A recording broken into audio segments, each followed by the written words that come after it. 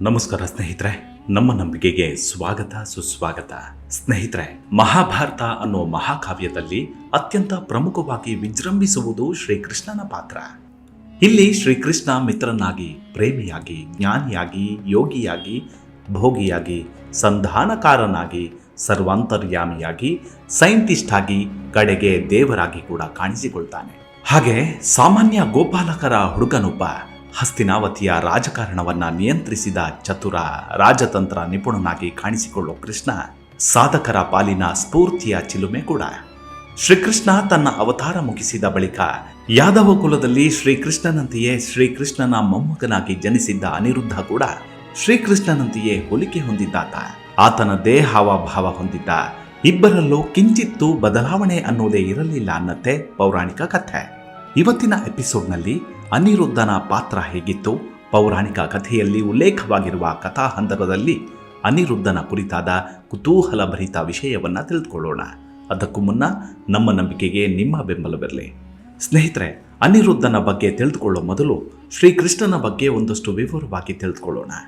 ಶ್ರೀಕೃಷ್ಣನಿಗೆ ರುಕ್ಮಿಣಿ, ಸತ್ಯಭಾಮೆ, ಜಾಂಬವತಿ ಸೇರಿದ ಹಾಗೆ ಅಷ್ಟ ಮಹಿಷಿಯರು ಇದ್ರು. ಅಂದರೆ 8 ಜನ ಪತ್ನಿಯರು. ಅವರಿಂದ 80 ಮಂದಿ ಮಕ್ಕಳಾದರು. ಶ್ರೀಕೃಷ್ಣ ಯದುವಂಶಕ್ಕೆ ಸೇರಿದವರು. ಈ ಯದುವಂಶ ಯಾವುದು ಅಂತ ನಿಮಗೆ ಗೊತ್ತಾಗಬೇಕು ಅಂದರೆ ನೀವು ಯಯಾತಿಯ ಬಗ್ಗೆ ತಿಳ್ಕೊಳ್ಬೇಕು. ಈ ಯಯಾತಿ ಹಾಗೂ ದೇವಯಾನಿಯ ಮಕ್ಕಳೇ ಯದು ಹಾಗೂ ತುರ್ವಸು. ಹಿರಿಯವನು ಯದು. ಯಯಾತಿ ತನ್ನ ವೃದ್ಧಾಪ್ಯವನ್ನು ತೆಗೆದುಕೊಂಡು ತನಗೆ ಯೌವನ ಕೊಟ್ಟ ಶರ್ಮಿಷ್ಠೆಯ ಮಗ ತುರುವನ್ನ ತನ್ನ ಉತ್ತರಾಧಿಕಾರಿ ಅಂತ ಘೋಷಿಸಿ ಬಿಡ್ತಾನೆ. ಹೀಗಾಗಿ ಯದು ಹಾಗೂ ಇನ್ನಿತರ ಮಕ್ಕಳು ಯಯಾತಿಯ ವಾರಸುದಾರಿಕೆಯಿಂದ ವಂಚಿತರಾಗ್ತಾರೆ. ಇಲ್ಲಿ ವಾರಸುದಾರಿಕೆ ಅಂದ್ರೆ ಕೇವಲ ಸಿಂಹಾಸನ, ಅಧಿಕಾರ, ಆಸ್ತಿ ಅಷ್ಟೇ ಅಲ್ಲ, ವಂಶದ ಹೆಸರು ಕೂಡ ವಾರಸುದಾರಿಕೆ. ಹೀಗೆ ಚಂದ್ರವಂಶದಿಂದ ಬೇರೆಯಾದ ಯದು ಮುಂದೆ ತಮ್ಮದೇ ವಂಶವನ್ನ ಸ್ಥಾಪಿಸಿದ. ಅದೇ ಯದುವಂಶ ಅಥವಾ ಯಾದವ ವಂಶ. ಈ ಯದುವಂಶದಲ್ಲಿ ಯದುವಿನ ನಂತರ 53ನೇಯವನು ಶ್ರೀಕೃಷ್ಣ ಪರಮಾತ್ಮ. ಶ್ರೀಕೃಷ್ಣನಿಗೆ 80 ಮಕ್ಕಳು. ಆ ಪೈಕಿ ಅತ್ಯಂತ ಬಲಿಷ್ಠ ಹಾಗೂ ರುಕ್ಮಿಣಿಯ ಹಿರಿಯ ಮಗ ಪ್ರದ್ಯುಮ್ನ. ನಿಮಗೆ ಮನ್ಮಥನ ಕತೆ ಗೊತ್ತು ಅಲ್ವಾ? ಆತ ಕಾಮದೇವ. ತನ್ನ ಪುನರ್ಜನ್ಮದಲ್ಲಿ ಪ್ರದ್ಯುಮ್ನಾಗಿ ಹುಟ್ಟಿದ ಅಂತ ಕತೆ ಹೇಳುತ್ತೆ. ತಪಸ್ಸಿಗೆ ಕೂತ ಶಿವನ ತಪೋಭಂಗಕ್ಕೆ ಯತ್ನಿಸಿ ಮಹಾದೇವನ 3ನೆಯ ಕಣ್ಣಿನ ಜ್ವಾಲೆಗೆ ಬಲಿಯಾದ ಕಾಮದೇವನ ಕತೆ ಗೊತ್ತಿರಬೇಕಲ್ವಾ? ಕಾಮದೇವ ಭಸ್ಮವಾದ ನಂತರ ಅವನ ಪತ್ನಿ ರತಿದೇವಿ ಪರಶಿವನ ಪಾದಗಳನ್ನ ಕಣ್ಣೀರಲ್ಲಿ ತೊಳೆದು ಬಿಡ್ತಾಳೆ. ತನ್ನಿಡೀ ಕ್ರೋಧವನ್ನ ಜ್ವಾಲೆಯನ್ನಾಗಿಸಿ ಹೊರಹಾಕಿದ ಶಿವ ಕೂಡ ಅಷ್ಟೊತ್ತಿಗಾಗಲೇ ಶಾಂತನಾಗಿದ್ದ. ಹೀಗಾಗಿ ರತಿದೇವಿಗೆ ವರವನ್ನ ಕರುಣಿಸುವ ಶಿವ, ನಿನ್ನ ಗಂಡನಿಗೆ ದೇಹವನ್ನ ಮತ್ತೆ ಕೊಡುವುದಕ್ಕೆ ಸಾಧ್ಯವಿಲ್ಲ, ಆದರೆ ಮುಂದಿನ ಜನ್ಮದಲ್ಲಿ ಅವನು ಶ್ರೀಕೃಷ್ಣನ ಮಗನಾಗಿ ಹುಟ್ಟುತ್ತಾನೆ. ಆಗ ನೀನು ರುಕ್ಮಿಣಿಯ ಮಗಳಾಗಿ ಜನಿಸು, ನೀವಿಬ್ಬರು ಅಲ್ಲಿ ಮತ್ತೆ ಒಂದಾಗಿ ಎಂದು ವರ ಕೊಟ್ಟನಂತೆ. ಆ ವರದ ಪರಿಣಾಮವಾಗಿ ಕಾಮದೇವ ಪ್ರದ್ಯುಮ್ನಾಗಿ ಶ್ರೀಕೃಷ್ಣ ಹಾಗೂ ರುಕ್ಮಿಣಿಯ ಮಗನಾಗಿ ಜನಿಸ್ತಾನೆ. ಇಲ್ಲಿ ಇನ್ನೊಂದು ಕಥೆ ಕೂಡ ಇದೆ. ಈ ಪ್ರದ್ಯುಮ್ನ ಮಗುವಾಗಿದ್ದಾಗ ಸಂಬರ ಅನ್ನೋ ರಾಕ್ಷಸ ಒಬ್ಬ ಈ ಮಗುವನ್ನ ಅಪಹರಣ ಮಾಡ್ತಾನೆ. ರಾಕ್ಷಸನ ಮನೆಯಲ್ಲಿ ಬೆಳೆಯುವ ಮಗುವಿಗೆ ಮುಂದೆ ನಾರದರಿಂದ ತನ್ನ ಜನ್ಮ ವೃತ್ತಾಂತ ಗೊತ್ತಾಗತ್ತೆ. ಅಷ್ಟೊತ್ತಿಗೆ ಬೆಳೆದು ನಿಂತಿದ್ದ ಪ್ರದ್ಯುಮ್ನ ಆ ರಾಕ್ಷಸನನ್ನ ಕೊಂದು ಅಲ್ಲಿಂದ ಶ್ರೀಕೃಷ್ಣನನ್ನ ಸೇರ್ಕೊತಾನೆ. ಮಹಾಭಾರತದ ಮುನ್ನುಡಿಯಲ್ಲಿ ವ್ಯಾಸೋಚ್ಚಿಷ್ಟಂ ಜಗತ್ ಸರ್ವಂ ಅಂತ ಹೇಳಲಾಗಿದೆ. ಅಂದರೆ ಮಹಾಭಾರತದ ನಂತರ ಬರುವ ಪ್ರತಿಯೊಂದು ಸಾಹಿತ್ಯ, ಕಥೆ, ಮತ್ತೊಂದು ಮಗದೊಂದು ಎಲ್ಲವೂ ವ್ಯಾಸರ ಎಂಜಲು ಇದ್ದ ಹಾಗೆ ಎಂದು. ಶ್ರೀಕೃಷ್ಣನ ಈ ಮಗ ಮಹಾಬಲಶಾಲಿ ಹಾಗೂ ಪರಾಕ್ರಮಿಯಾಗಿದ್ದ. ಬಲಿಷ್ಠ ದೇಹ ಹೊಂದಿದ್ದ. ಅಭೇದ್ಯ ಯುದ್ಧ ಕಲೆಗಳನ್ನ, ವ್ಯೂಹ ರಚನೆ ಹಾಗೂ ಭೇದಿಸುವ ವಿದ್ಯೆ ಎಲ್ಲವನ್ನೂ ಬಲ್ಲವನಾಗಿದ್ದ. ಮುಂದೆ ಅಭಿಮನ್ಯುವಿಗೆ ಹಾಗೂ ಉಪ ಪಾಂಡವರಿಗೂ ಕೂಡ ಯುದ್ಧ ವಿದ್ಯೆಗಳನ್ನು ಕಲಿಸಿದ್ದು ಇದೇ ಪ್ರದ್ಯುಮ್ನ. ಆದರೆ ಪ್ರದ್ಯುಮ್ನ ಕುರುಕ್ಷೇತ್ರ ಯುದ್ಧದಲ್ಲಿ ಭಾಗವಹಿಸೋದಿಲ್ಲ. ಚಕ್ರವ್ಯೂಹವನ್ನ ಭೇದಿಸುವುದು ಗೊತ್ತಿದ್ದ ವೀರರ ಪೈಕಿ ಈತ ಕೂಡ ಒಬ್ಬ. ಹೀಗೆ ಪ್ರದ್ಯುಮ್ನ ರುಕ್ಮಿಯ ಮಗಳು ರುಕ್ಮಾವತಿಯನ್ನ ವಿವಾಹವಾಗ್ತಾನೆ. ಈ ರುಕ್ಮಾವತಿ ಹಿಂದಿನ ಜನ್ಮದಲ್ಲಿ ರತಿದೇವಿಯಾಗಿದ್ದವಳು. ಈ ದಂಪತಿಯ ಮಗನಾಗಿ ಹುಟ್ಟಿದ್ದೇ ಅನಿರುದ್ಧ. ಅನಿರುದ್ಧ ಅಂದ್ರೆ ಅಸಾಮಾನ್ಯನಾದವನು, ಯಾರಿಂದಲೂ ನಿಯಂತ್ರಿಸುವುದಕ್ಕೆ ಸಾಧ್ಯವಾಗದವನು ಎಂದರ್ಥ. ಈ ಅನಿರುದ್ಧ ತೇಟ್ ಶ್ರೀಕೃಷ್ಣನ ಹಾಗೆ ಇದ್ದನಂತೆ. ಹೀಗಾಗಿ ಅವನು ಶ್ರೀಕೃಷ್ಣ ಸಂಭೂತ ಅಂತ ಹೇಳ್ತಾರೆ. ಅನಿರುದ್ಧ ಬಾಣಾಸುರನ ಮಗಳು ಉಷಯನ ಮದುವೆಯಾಗ್ತಾನೆ. ಬಾಣಾಸುರ ಬಲಿಯ ಮಗ ಹಾಗೂ ಪ್ರಹ್ಲಾದನ ಮೊಮ್ಮಗ. ಬಾಣಾಸುರನು ಶಿವನ ಮಹಾಭಕ್ತನಾಗಿದ್ದ. ಶಿವನಿಂದಲೇ ಸಹಸ್ರ ಬಾಹುಗಳನ್ನ ವರವಾಗಿ ಪಡೆದಾತ. ಇಂತಹ ಮಹಾ ಅಸುರನ ಮಗಳೇ ಉಷೆ. ಇಲ್ಲಿ ಅನಿರುದ್ಧ ಮತ್ತು ಉಷೆಯ ಪ್ರೇಮ ಪ್ರಸಂಗ ಮೂಡಿಬರುತ್ತೆ. ಹಿಂದೂ ತತ್ವಶಾಸ್ತ್ರದ ಪ್ರಕಾರ ಅನಿರುದ್ಧನನ್ನ ಬಾಣಾಸುರನ ಮಗಳು ಉಷೆ ಕನಸಿನಲ್ಲೇ ಪ್ರೀತಿಸ್ತಿದ್ಲಂತೆ.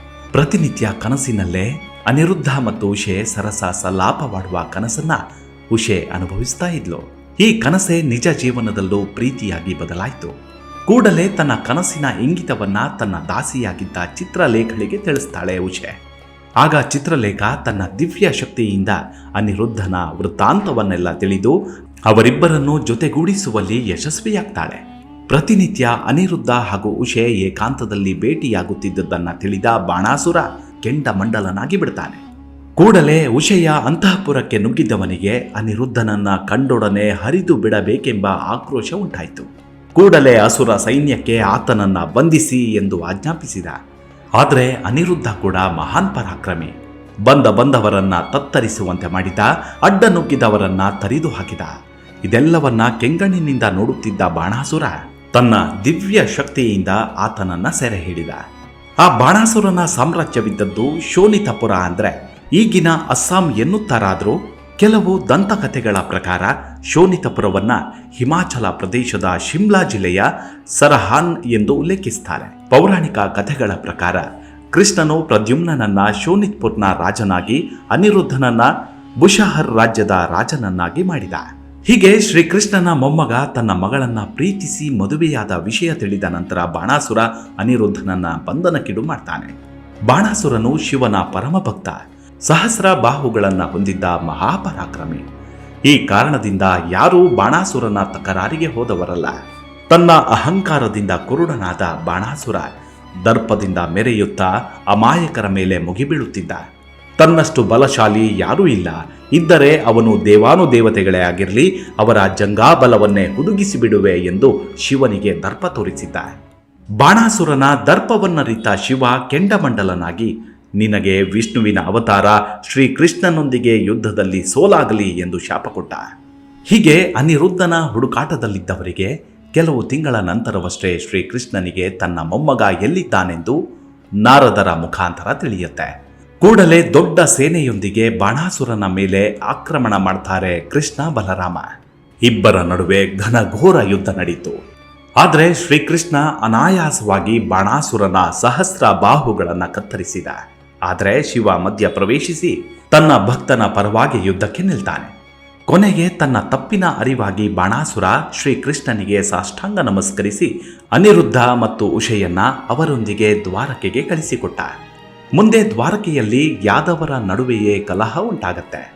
ಶತ್ರುಗಳನ್ನ ಸಂಹರಿಸುವ ಬದಲು ಅವರಿಗವರೇ ಕಿತ್ತಾಡಿಕೊಂಡು ಹತರಾಗ್ತಾರೆ. ಇವರಲ್ಲಿ ಪ್ರದ್ಯುಮ್ನ ಮತ್ತು ಅನಿರುದ್ಧರಿಬ್ಬರು ಕಲಹದಲ್ಲಿ ಹತರಾಗ್ತಾರೆ. ಋಷಿಗಳ ಶಾಪ ಹಾಗೂ ಯಾದವಿ ಕಲಹದ ಬಗ್ಗೆ ಮೊದಲೇ ತಿಳಿದಿದ್ದ ಕೃಷ್ಣ ಯಾದವರಿಗೆ ದ್ವಾರಕೆಯಿಂದ ಸೋಮನಾಥಕ್ಕೆ ತೀರ್ಥಯಾತ್ರೆ ಹೋಗೋದಕ್ಕೆ ತಿಳಿಸ್ತಾನೆ. ಜೊತೆಗೆ ಮದ್ಯಪಾನದಿಂದ ದೂರ ಇರುವಂತೆ ಕೂಡ ತಿಳಿ ಹೇಳ್ತಾನೆ. ಹೀಗೆ ಶ್ರೀಕೃಷ್ಣನ ಮಾತುಗಳನ್ನ ಕೇಳಿ ಬದುಕುಳಿದವರ ಪೈಕಿ ಅನಿರುದ್ಧನ ಮಗ ವಜ್ರ ಕೂಡ ಒಬ್ಬ. ಅವರಲ್ಲಿ ಅನಿರುದ್ಧನ ಶಕ್ತಿ ಎಷ್ಟಿತ್ತೆಂದರೆ ಅನಿರುದ್ಧನು ಪರಮಾತ್ಮನಾಗಿ ಪ್ರತಿ ಆತ್ಮನಲ್ಲಿ ಇರುತ್ತಾನೆ ಎಂದು ಶ್ರೀಕೃಷ್ಣ ಹೇಳಿದ್ದ. ವಜ್ರ ಅನಿರುದ್ಧ ಹಾಗೂ ಉಷೆಯ ಮಗ, ಆದಾಗ್ಯೂ ಕೆಲವೊಮ್ಮೆ ರೋಚನ ಮಗ ಎಂದು ಕರೆಯಲಾಗುತ್ತೆ. ಪಾಂಡವ ಯಾದವ ಸಹೋದರತ್ವದ ನಂತರ ವಜ್ರನು ಇಂದ್ರಪ್ರಸ್ಥದ ರಾಜನಾಗಿ ಪಟ್ಟಾಭಿಷಿಕ್ತನಾದ. ಅನಿರುದ್ಧನ ಹೆಂಡತಿಗೆ ಮೃಗಕೇತನ ಎಂಬ ಇನ್ನೊಬ್ಬ ಮಗನಿದ್ದ. ವೈಷ್ಣವ ಧರ್ಮದಲ್ಲಿ ಅನಿರುದ್ಧನನ್ನ ಹಂದಿಯೊಂದಿಗೆ ಕಲ್ಪಿಸಲಾಗುತ್ತೆ. ಯಾಕಂದ್ರೆ ಆತನನ್ನ ವಿಷ್ಣುವಿನ ವರಹಾವತಾರವೆಂದು ಪರಿಗಣಿಸಲಾಗಿದೆ. ಅನಿರುದ್ಧನು ಕೆಲವು ಚತುರ್ವಿಷ ಶಿಲ್ಪಗಳಲ್ಲಿ ವರಹಾವತಾರವಾಗಿ ಕಾಣಿಸಿಕೊಳ್ತಾನೆ. ವೈಕುಂಠದ ಚತುರ್ಮೂರ್ತಿಯಲ್ಲಿ ಅನಿರುದ್ಧನ ವರಹದ ತಲೆಯು ವಿಷ್ಣುವಿನ ತಲೆಯ ಬದಿಯಿಂದ ಹೊರಹೊಮ್ಮುತ್ತದೆ. ಹಾಗಾಗಿ ಅನಿರುದ್ಧ ಕ್ರೌರ್ಯ ಮತ್ತು ಸಾರ್ವಭೌಮತ್ವದ ಗುಣಗಳೊಂದಿಗೆ ಸಂಬಂಧ ಹೊಂದಿದ್ದಾನೆ.